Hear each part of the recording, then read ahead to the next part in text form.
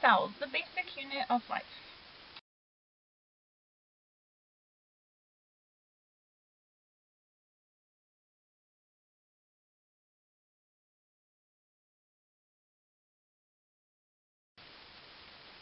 What is a cell?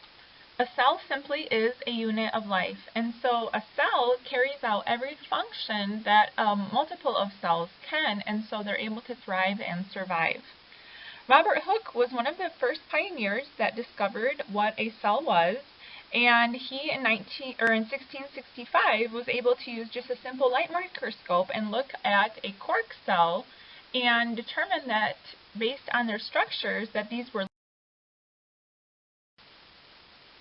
So here is a drawing of Hooke's discovery of his cell of a cork. What he had done is he had shaved thin layers of a cork tree, and so he had looked at these under the microscope.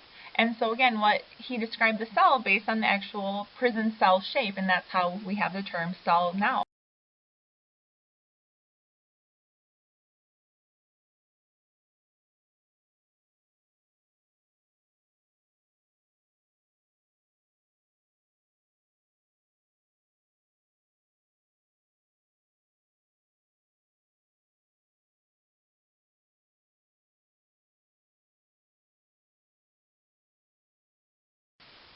So we have three main components of the cell theory. The first is that cells are the basic components of life, where viruses actually are not considered to be cells because they do not carry out all the main characteristics of life. Most cells are small and are not visible under the naked eye, especially within the human body. Now on the left panel we have some examples where, okay, the chicken egg we are able to see without a microscope as well as the frog egg, and the only cell that we are able to see with the naked eye is again in females, and that is the egg. Then we have light microscopes, and these are very common that you find in a lot of labs where they just use simple light, and you can use magnification from 4x to all the way up to 40x. And so this is where we can see most plant and animal cells and a lot of bacteria and even mitochondria at some level. The next microscope is the electron microscope, and so these are for extremely tiny molecules that are not visible under the light microscope. And so these are where we look into a lot of the macromolecules, as well as with some viruses and some very small bacteria.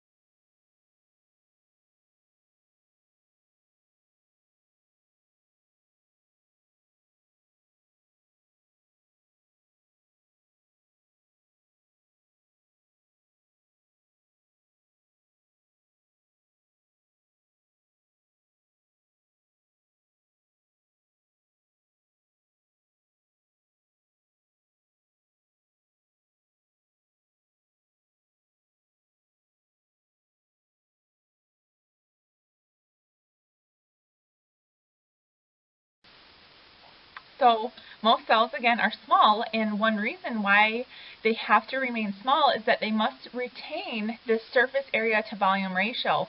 And this has to do a lot with metabolism and getting rid of waste materials.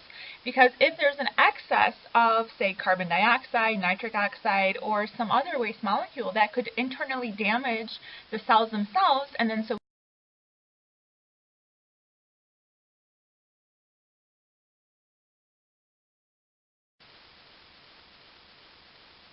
now going on to different cell structures, then we'll start with the plasma or cell membrane.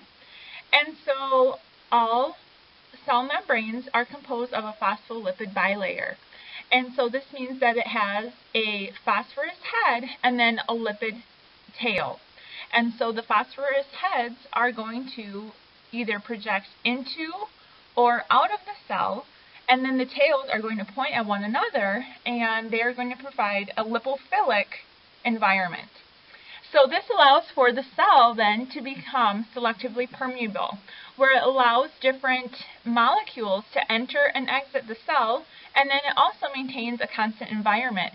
And so this also has to do with different layers of fluid as well, so that we don't have an excess of water coming into the cell, or say an excess of water leaving the cell. And so our plasma membrane is always considered to be our gatekeeper, because it regulates who comes into and out of the cell based on that phospholipid bilayer.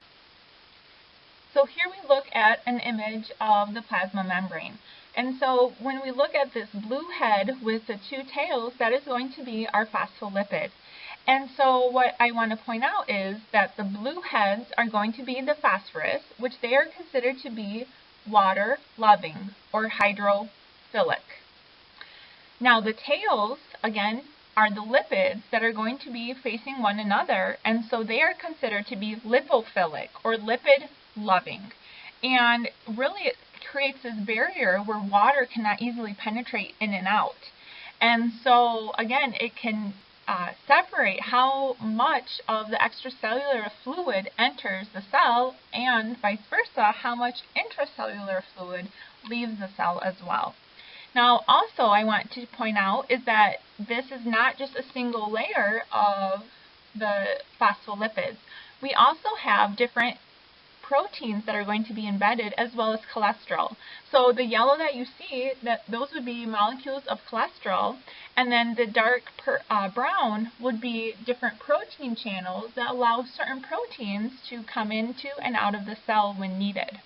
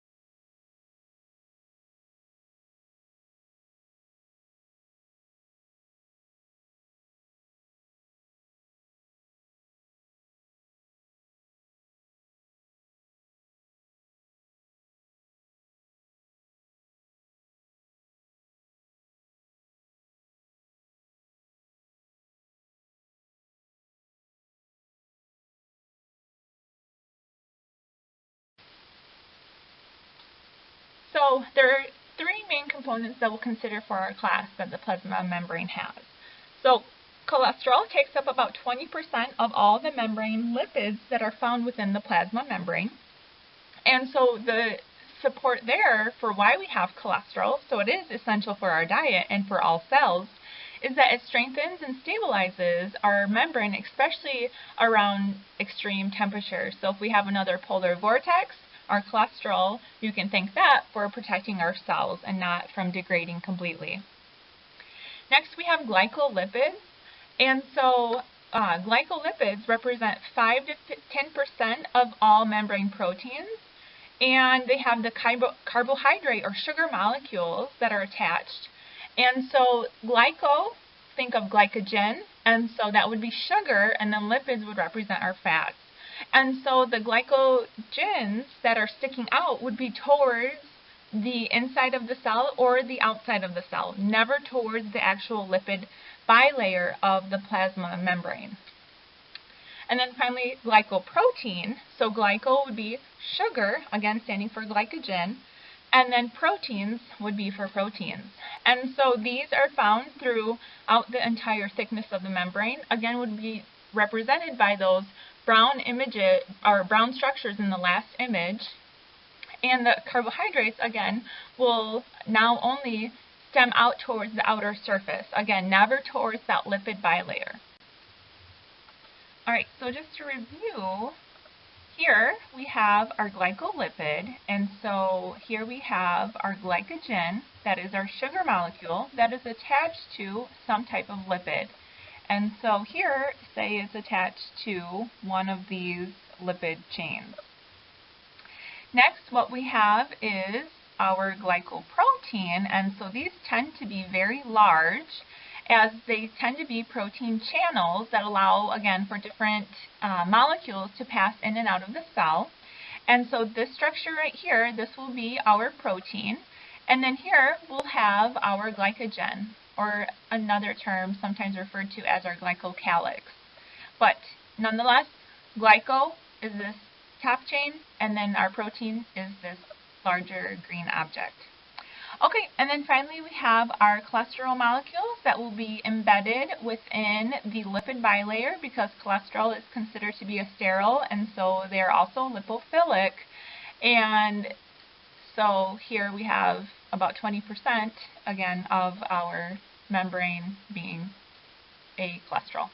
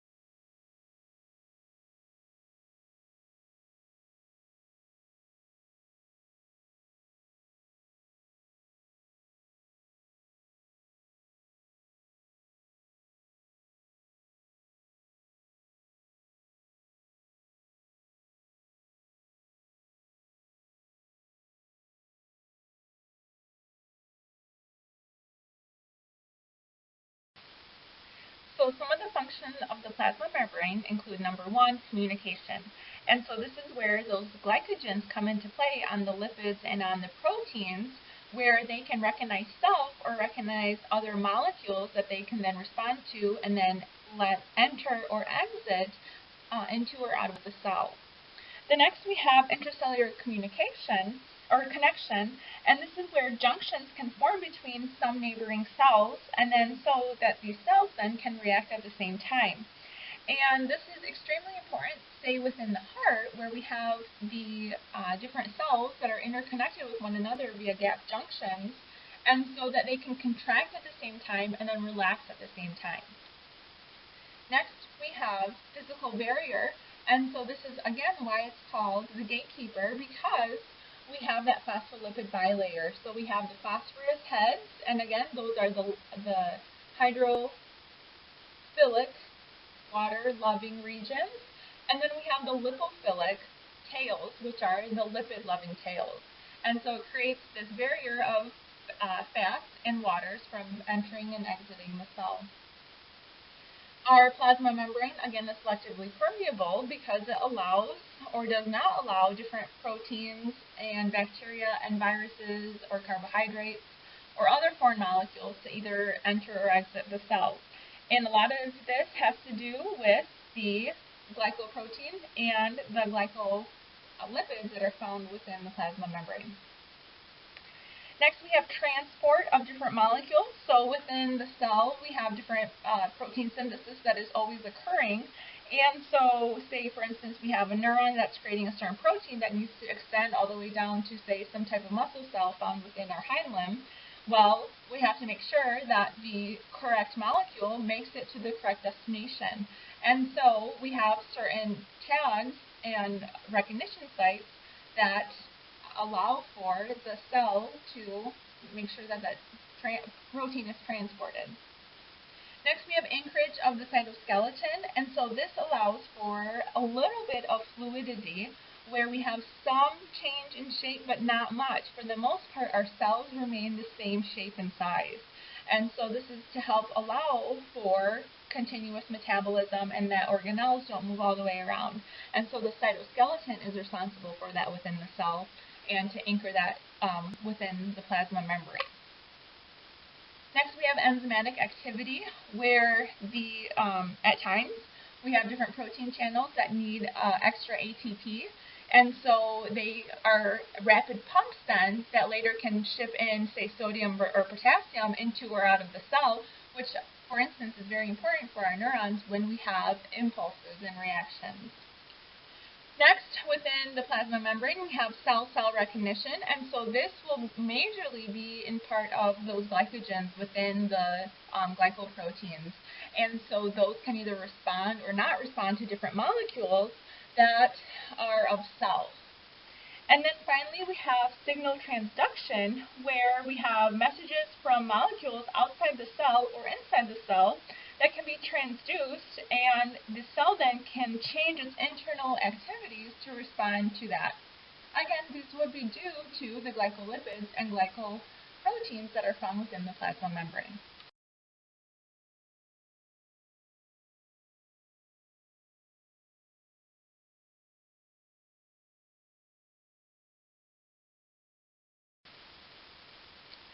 Alright, so going on now into the cell, we have the cytoplasm.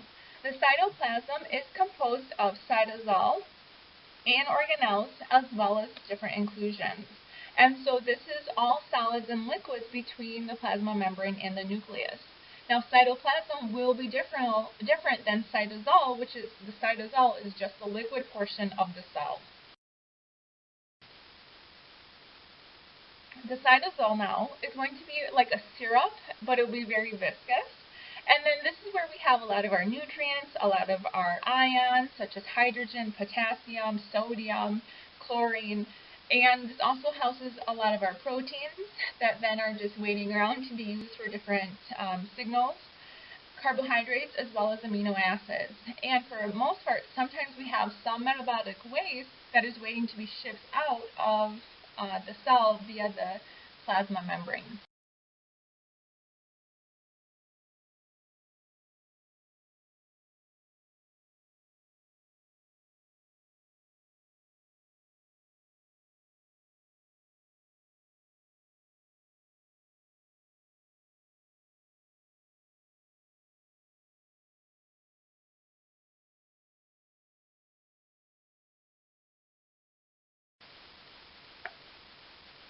Now, the cytoplasm also includes those inclusions, which are going to be just these large storage units for complex molecules. And so within skeletal muscle, we have a lot of these where we have excess ATP, so that when we need it in high burst energies, ATP can be readily used rather than synthesized at that moment. And so another few examples are melanin, and so these are pigments within our skin that form our brown color and complex. And then actually, for those of you that have little moles, those are just excess molecules of melanin. And then also we have glycogen, which this, just like with ATP that we have, that can be stored in excess, where these are long chains of sugar that our liver and our skeletal muscles need for high intense reactions or levels of activity. So for those bouts of weightlifting or marathon running, we need to have these excess stores so that we don't run out of energy.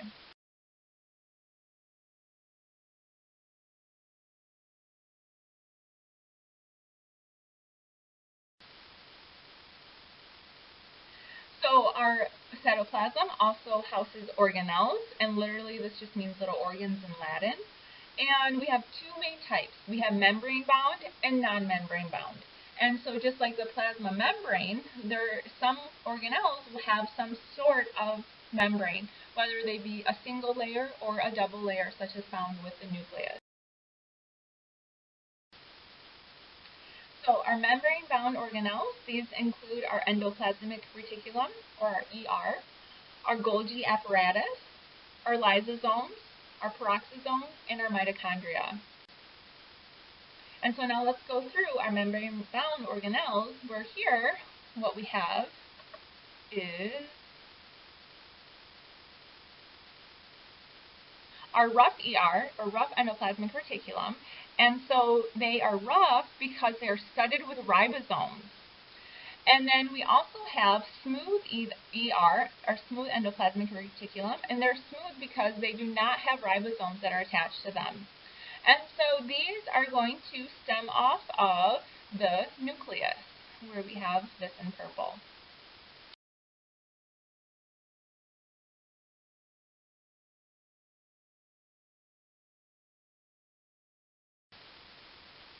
So the endoplasmic reticulum, it is a network of internal membrane-bound tunnels, or cisternae.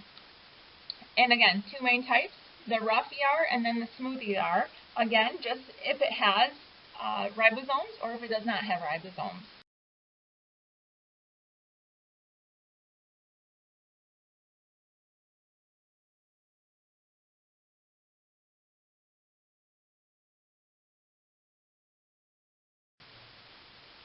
The smooth endoplasmic reticulum has, again, walls that have a smooth appearance, and this is due to the fact that there are no ribosomes. The smooth ER is also continuous with the rough ER, where its functions are different than with the rough ER. First and foremost is that we have detoxification of drugs, alcohol, different poisons, and toxins that we're exposed to every day. And so some areas of the body, such as the liver, have an excess amount of smooth ER, and so you can thank your liver for having a lot of smooth ER after a night of heavy drinking. The smooth ER also is responsible for metabolism of different carbohydrates, and so this is to help make different protein signals of carbohydrate signals of self and recognition that can be later added on to proteins. And then also we have synthesis, transportation, and storage of different lipids, including steroid hormones that are found throughout the body, and then will be later to be either embedded within the plasma membrane itself or to be signaled towards different areas of the body.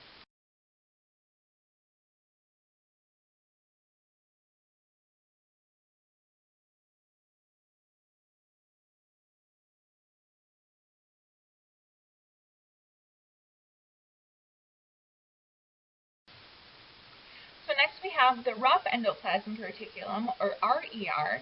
And so again, here we have a rough appearance on the walls because of the ribosomes that are fixed to the actual membrane itself.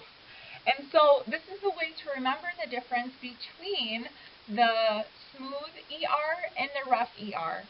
The rough ER has ribosomes that are attached. Now ribosomes are responsible for synthesizing proteins. So anything that's protein related for synthesis, storage, or transportation, that will be due to the rough ER. Whereas anything else, such as with the carbohydrates or the steroids, then we have that being responsible from the smooth ER. So again, rough ER for proteins because of the ribosomes, smooth ER for carbohydrate detoxification, and for steroids because it lacks the ribosomes. Now the rough ER also can transport and store different proteins that then are later needed for secretion by the cell, and so we can have modifications that can occur within the rough ER. Then we have incorporation into the plasma membrane, where we can have different protein channels and protein transport that can occur. And also what we can have too is the carbohydrates produced by the smooth ER along with the proteins combined for the rough ER. We can have our glycoproteins that then can be embedded within the plasma membrane. And then finally we can have the proteins that are used to create lysosomes, which lysosomes, as we'll learn later, is responsible for degradation of waste products and different bacteria. So once we have proteins that are formed first on the ribosomes, then what happens is that they transport through the membrane of the rough ER, and then finally it goes through the little spaces of the cisternae. Then we have pinched off little transport vesicles that occur from the proteins that go from the rough ER to the next organelle structure, which will then be the Golgi apparatus, which will have further modification. And so what we have here then is off of the rough ER, we have our Golgi apparatus. And then we have also these pinched off little figures that are transport vesicles and then go from the rough ER to the Golgi apparatus.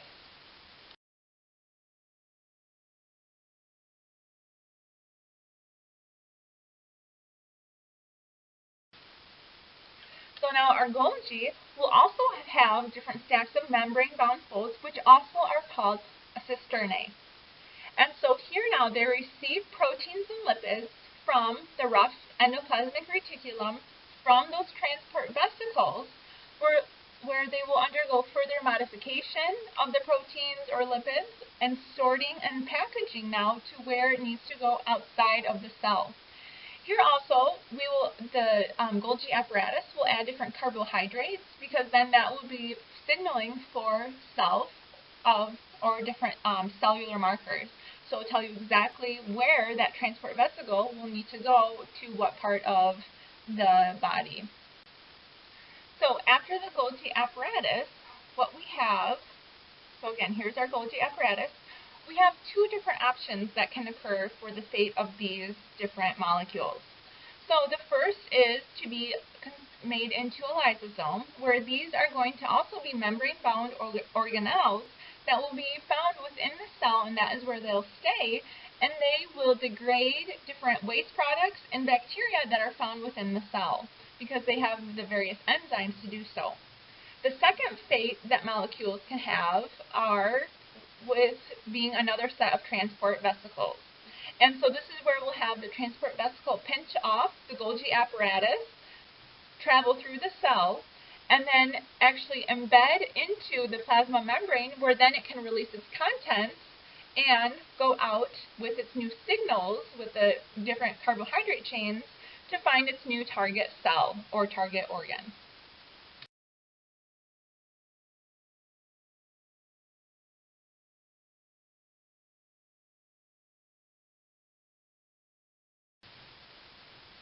So now lysosomes, these again are going to be vesicles, and they will remain vesicles that are created by the Golgi apparatus where they just pinch off, and they will digest and remove waste products as well as damaged organelles within the cell. This is also known as autophagy. And we also degrade, or lysosomes also degrade different bacteria found within the cell. So, one example of a disease that has a lack of an enzyme in the lysosome that doesn't break down phospholipids is called Tay-Sachs disease. And this is where it's a very rare disease, but it is genetic, and usually people that have it don't survive till they're past 5 years old. And so what happens is that there's damage that occurs, especially around neurons, and we have an excess of glycolipids that occur. And so instead of having normal neuronal development, especially during those critical time periods of rapid brain development, the brain can't develop neurons. Instead it has this accumulation of glycolipids. And so essentially it's like a tumor that just kills off neurons within the brain and don't allow for them to grow. One other organelle that can stem off the rough ER are called peroxisomes, and so these also are membrane-bound. However, they're a lot smaller than lysosomes. So what they do is they use oxygen to convert hydrogen peroxide into water. And so we get a lot of hydrogen peroxide accumulation, especially as we age. And peroxisomes are responsible for taking that and converting that to water so that we don't have death of the cell. They're also found a lot within our liver, where they actually break down fatty acids and detoxify a lot of toxic materials, again, such as alcohol, before they get absorbed within the digestive tract. And so that we don't have all these toxins that are found within our body. The next membrane-bound organelle is the mitochondria. The mitochondria tend to be bean-shaped organelles, and they too have a double membrane. So So there's two main regions within the mitochondria. First, we have the intermembrane folds that are called the cristae, and so this is where we have a lot of our cellular respiration occurring because of the increased surface area that is due to the internal membrane folds. The fluid within the mitochondria is called the matrix, and so because the mitochondria's function is to create energy-rich ATP, it is considered to be the powerhouse of the cell. And so depending on where in the body, different cells can have different numbers of amount of mitochondria.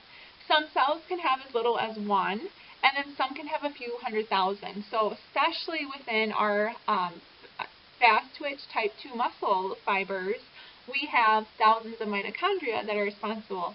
Also, our neurons within our brain tend to have a lot of mitochondria because we need a lot of energy to help perform different functions. So interestingly, mitochondria actually have their own DNA, and it's called mitochondrial DNA. And we tend to get our mitochondrial DNA from our mother, so thank her next time you see her for that. And one of the evolutionary theories is that mitochondria were considered to be cell-like organisms. However, some bacteria had ingested mitochondria, and so instead of degrading it, it decided to keep the mitochondria because it found that it was very beneficial and would create a lot of energy for its cell. So in this image, what we have is the mitochondria. And so here, these folds are going to be the cristae. And so again, this is where cellular respiration occurs, and this is where we get formation of ATP. And as you can see, it is embedded a lot into the cell, the mitochondria itself, so that it does increase surface area, thus producing more ATP. Now, the space in between the cristae then will be the matrix, and so this is where we'll have the mitochondrial DNA. And then mitochondria actually also have their own ribosomes where they can produce some proteins.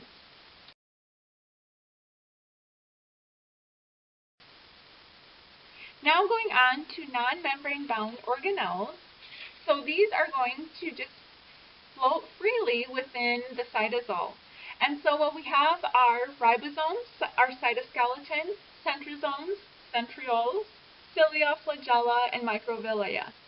Now, cilia, flagella, and microvilli are not going to be unique to every single cell. So some might have one, some might have both, some might have all three, and some cells might have none. So here we have our free-floating ribosomes, which are just going to be denoted by these little black dots. And so this is the site of protein synthesis. Now, if you remember, we have ribosomes that are also attached to the rough ER, where we have protein synthesis that occurs there as well.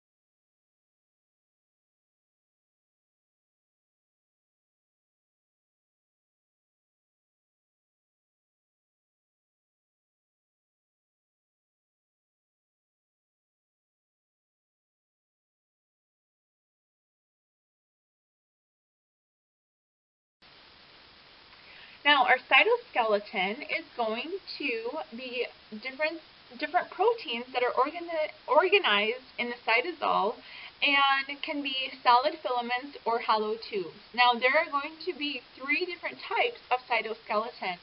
So our first and our smallest is going to be microfilaments, where these are just going to be beads of actin, where we'll have 2 filaments of actin. And so they will form this helix structure and will comprise our microfilament. Next we have in between size, and this is our intermediate filament. And so these also will contain actin as well as other molecules and other proteins that are going to be of intermediate size. And then finally we have our microtubules, where they actually create a hollow tube because of their formation of proteins. Now, the cytoskeleton of these 3 filaments, the microfilament, intermediate filament, and the microtubule, then create the scaffolding of the cell.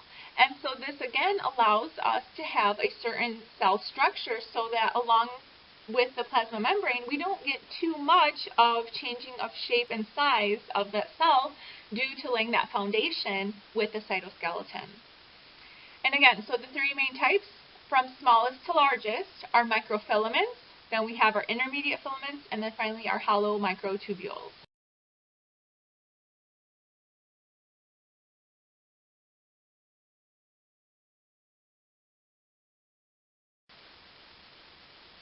So a little bit more about our microfilaments. So these are responsible for maintaining and minimal changing of our cell shape. And so these are important for muscle contractions and then for cell division. So as we'll learn more about actin and myosin within the sarcomere with muscles, our actin molecules are going to be just these small microfilaments. And again, they have this beaded structure or in a helix form. Next are intermediate filaments. So these are more for structural support, again, because they are a little bit larger. And then they also help support those junctions between cells. So, for instance, if we go back to our heart example, the cardiac cells that make up the heart are going to be formed by gap junctions where we can have the cells contracting with one another. And so our intermediate filaments will just help to stabilize those so that we get continuous contraction and relaxation at a good rate.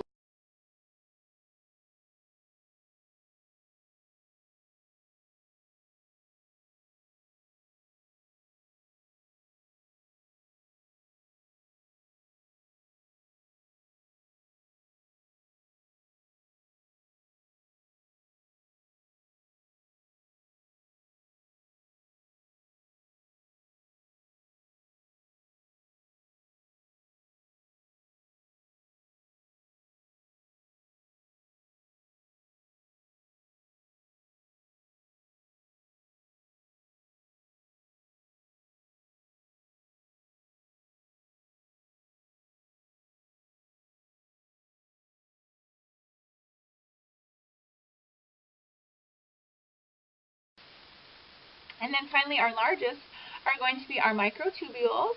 And so what they do is they help to maintain organelles to stay in place. And also they help to give that support of the cell so that it is a little bit more rigid compared to without having the microtubules. And also plants have microtubules as well, and so they tend to have more microtubules because plants tend to be more rigid in shape.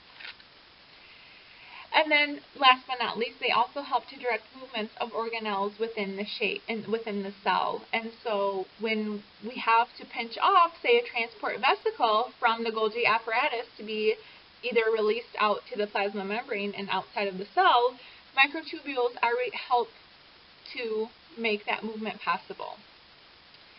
And then there's 2 main types of microtubules that are responsible for motility. So we have cilia and flagella. Cilia tend to be a little bit shorter in size, but they are just formed by microtubules. And then flagella tend to be longer in size and also are just made by microtubules. Cilia are, one area that you can find a lot of cilia is actually along our respiratory tract, where they actually help to stop any debris from entering our lungs. And then flagella, the best example for this would be sperm, where they have these whip-like shapes of microtubules that help for motility of the sperm. The next pair of non-membrane bound organelles are centrosomes and centrioles. So centrosomes, let's first actually start with centrioles. So centrioles are going to be pairs of microtubules that are found in triplets. So here we have 1, 2, 3, and they're going to be arranged by 9. And so when we have this set of essentially 27 microtubules, we have 1 centriole. When we have 2 pairs of centrioles that are found at 90 degrees to one another, this is considered to be a centrosome. So centrioles are very important for mitosis or cell division, where they can replicate one another. And so what happens too is that during mitosis and when they make up the mitotic spindle, they actually can separate some of the microtubules to allow for chromosomes to separate sides during mitosis and to facilitate different movement of those chromosomes.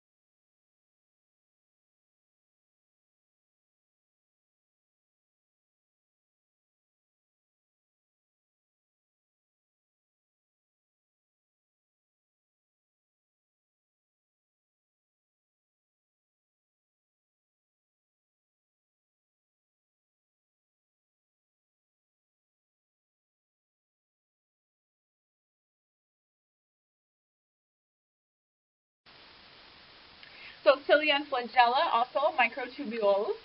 So they are going to contain cytoplasm as well because they need extra fluidity and nutrients in order to require their energy to have the movement. And so cilia are going to be groups of cells that move across surfaces. So again, part of the respiratory tree, so before we have different gunk that gets into our lungs, the cilia is able, along with mucus, to catch some of that, and so that we don't have that transporting down. So instead, sometimes when we have excess of mucus, what happens is that cilia is moving that dirt and debris back up into our nasal cavity. Another area where we commonly find cilia is within the oviduct, and so this is to help movement of the egg down the fallopian tube and then essentially into the uterus. Flagella tend to be long and they tend to be singular. The best example within the body is with sperm, where they have these long tails that are whip-like, and so this cytoplasm within that microtubule helps to move that sperm. And so what we have here is an example of cilia right on top of these different epithelial cells, and then along with mucus here. And so what we have here is, with an electron microscope, is an image of what these finger-like projections of cilia look like. And they tend to be a lot shorter, again, than flagella, where flagella here, we have an example with sperm. And as you can see, this is extremely long as compared to flagella, or cilia.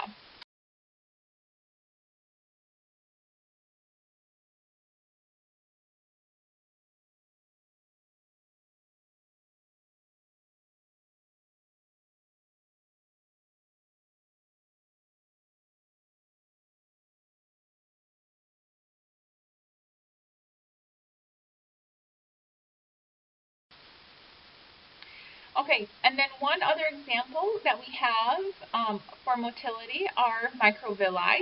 And so these will tell you that they are even smaller than cilia. The micro will mean smaller. And so these just increase surface area, however, they are not available for motility of certain objects.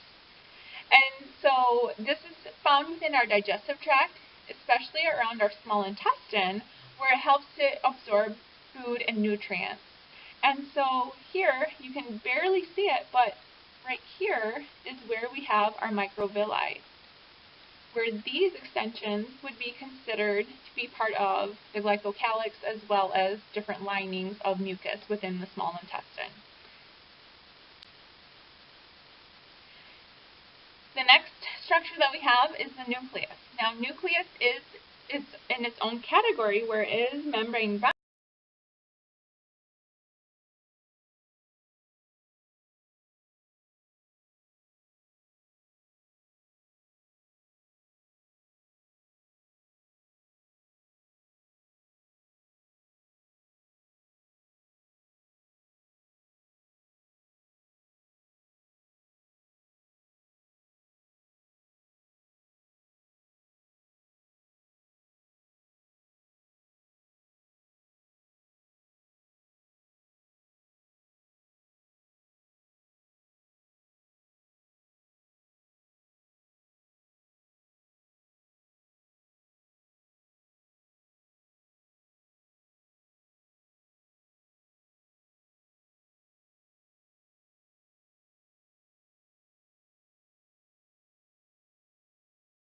It has its own bilayer.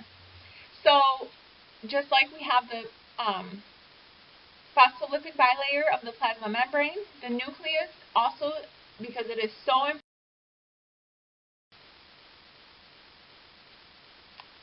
So the nucleus contains chromatin and chromosomes. Chromatin are going to be nuclear DNA that is unwound into fine filaments that are then called chromosomes, which are then used during cell division. And this is where we have then chromatin that coils tightly. So here we have our chromatin and our chromosomes.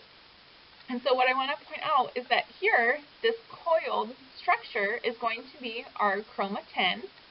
And then once they coil, they're going to coil around these special proteins called histones.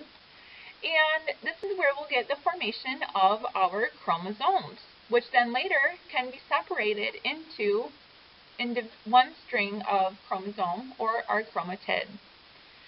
And so our DNA then is comprised of our different nucleotide bases. And so the 4 different nucleotides that we have are found here, which are going to be our thymine, adenine, cytosine, and guanine. And so this configuration of the base pairing of C to G and A to T is what makes for that double helix, which then will wrap around the histones, which will then coil to make the chromatin, which then forms the chromosomes.